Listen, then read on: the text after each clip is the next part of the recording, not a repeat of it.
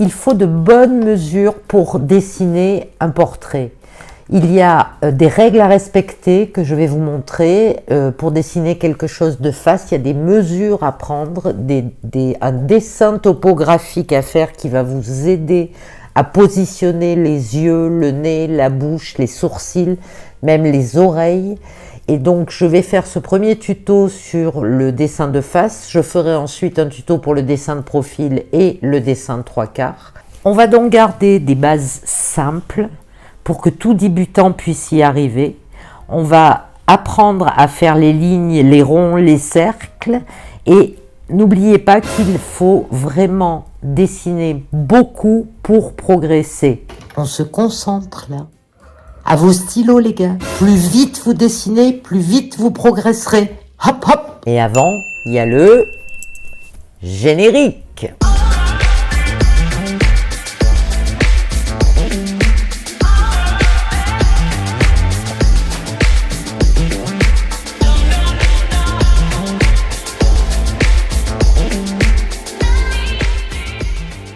Bonjour les amis, c'est 16 de Méchant Lifestyle.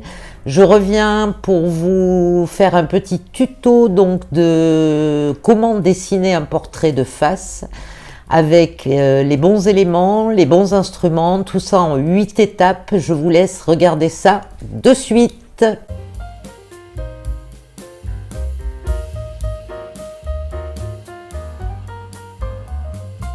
Alors on va attaquer pour la forme du crâne par un cercle.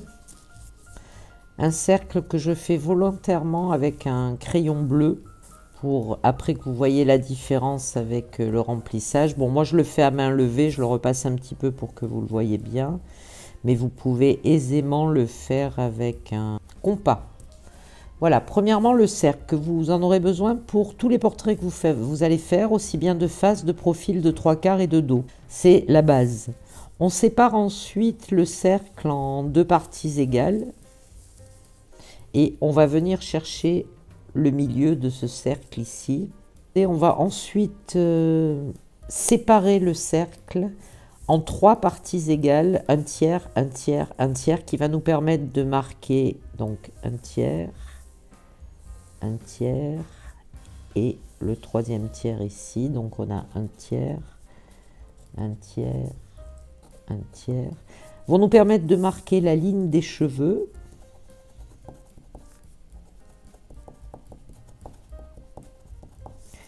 Ici, la ligne des sourcils.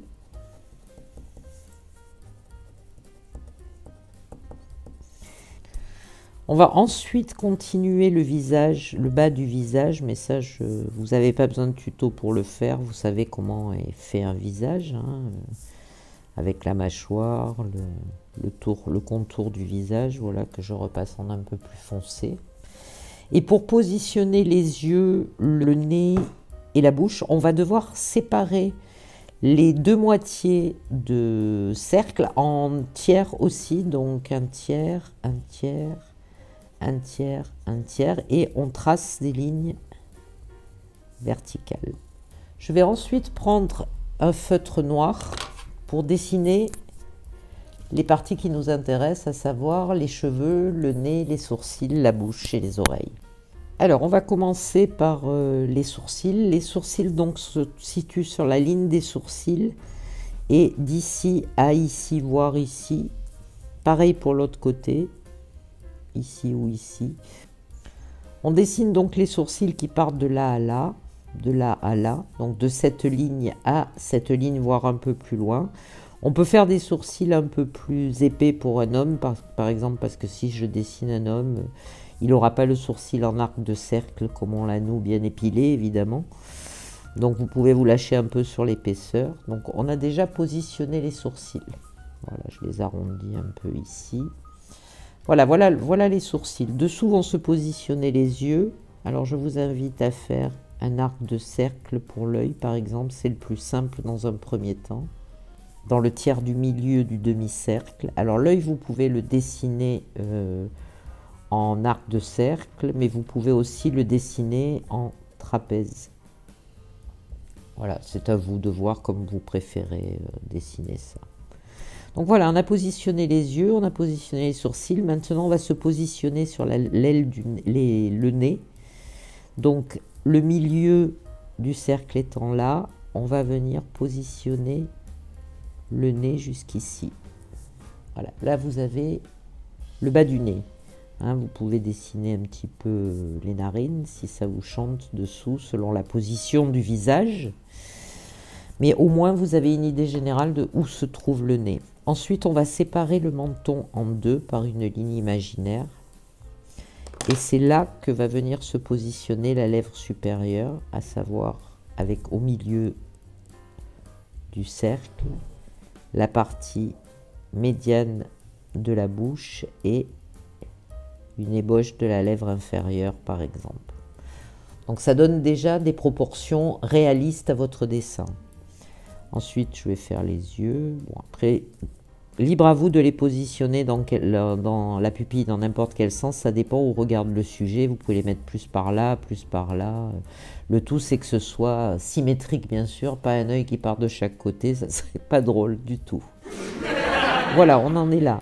Maintenant ça, on va positionner sur la ligne des cheveux, ça c'est la ligne des cheveux. Alors souvent les hommes ont une implantation dans ce style. Ça sera un peu différent pour une femme je pense. Positionnons maintenant les oreilles. Les oreilles partent du coin de l'œil jusqu'à la base du nez. Donc ça devrait donner ça.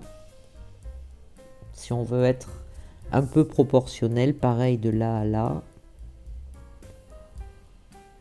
Voilà. On a positionné les oreilles. Vous savez qu'il y a un retour sur l'oreille. Et il vous suffit de faire ça. C'est pas bien difficile. Voilà, vous avez des oreilles qui ressemblent à des oreilles. Maintenant, affinons un petit peu le portrait, à savoir positionner les cheveux. Alors, après, ça dépend les cheveux que vous voulez faire au garçon que vous êtes en train de dessiner. S'il a des cheveux longs, s'il a des cheveux plaqués, s'il a les cheveux en brosse, ça c'est à vous de voir.